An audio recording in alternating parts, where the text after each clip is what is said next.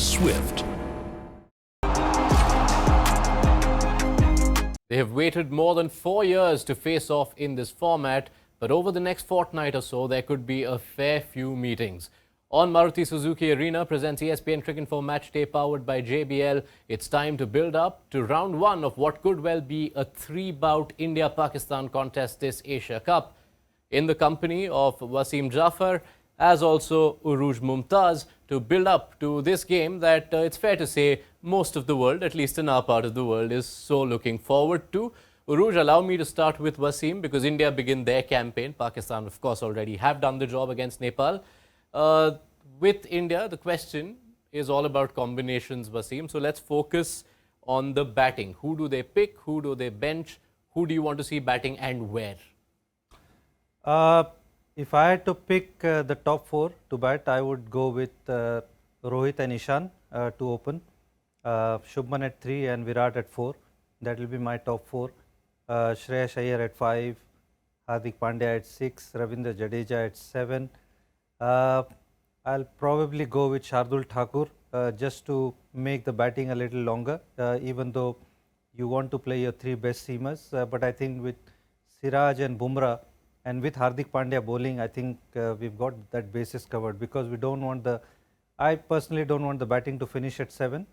So Shardul Thakur, is a capable batsman and he picks wickets, even though there's a difference in speed, but he's got that knack of picking up wickets. So I'll pick him at 8. Bumrah, Siraj and Kuldeep, they make my 11. Of course, the first battle everyone's looking forward to is how the Indian batters cope with the Pakistan bowling, especially one Shaheen Afridi with the new ball. But from the Pakistan bowling perspective, they didn't have to break much of a sweat in that opening encounter against Nepal. Is that almost more favourable going into a higher intensity clash, given that there's so much travel involved for Pakistan between these two games?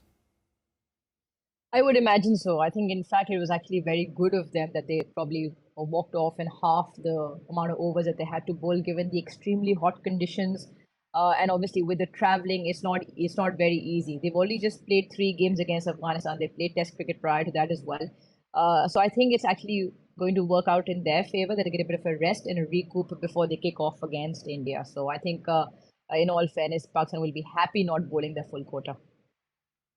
Wasim, on the Indian bowling front, you've mentioned what you want to see. Is there not the temptation to go in with all your fast bowlers, especially considering that India, you would imagine before the World Cup, might have some choices to make within the squad?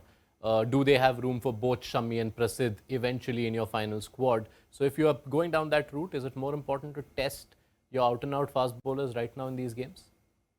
There's no time to test, especially against Pakistan.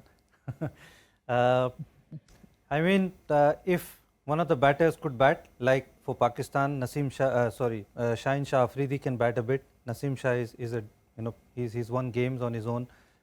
India doesn't have that. Bumrah, Siraj and Shami. Shami can bat, but not like Shaheen Afridi. So saying that, in 50 overs cricket, your tail needs to bat a little bit. So considering that, you need one of your 3 to bat. So that's why I feel it will be difficult to pick all 3 seamers. You can do that on the Indian conditions, but when the ball is seaming around, when you need to play 3 seamers, sometimes you want to go with one of the all-rounders. So that's the reason why it's going to be tough call to pick Shami, Siraj and Bumrah.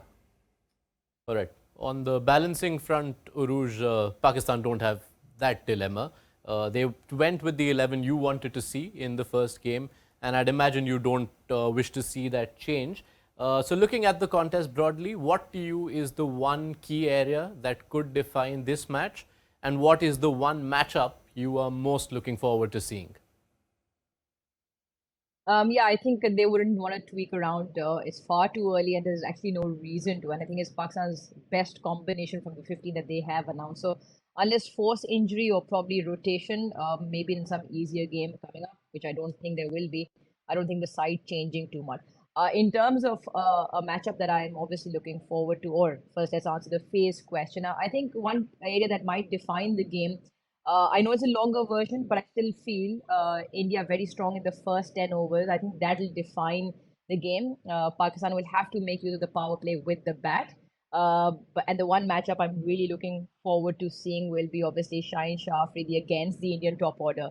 Unfortunately for India in the recent past, numbers against left arm quicks probably not that enterprising, but it is a big game, and I think the Pakistan bowlers will be a spring in their step. So I think that's one contest I'm really looking forward to.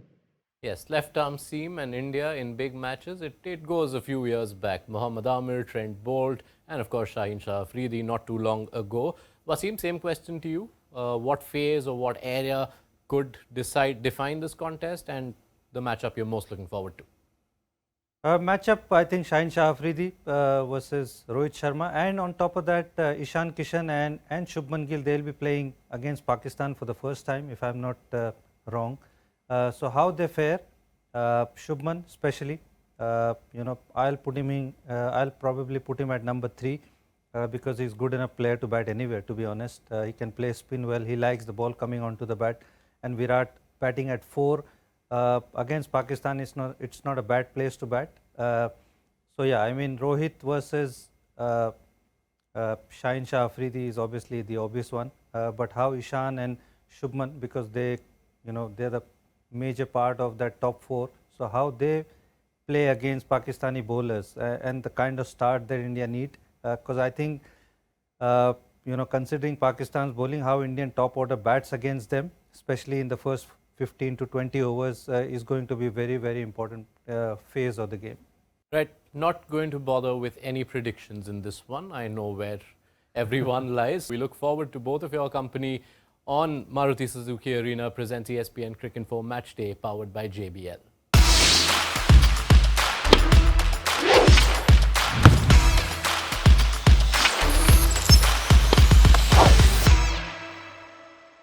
Stunning looks, then swift,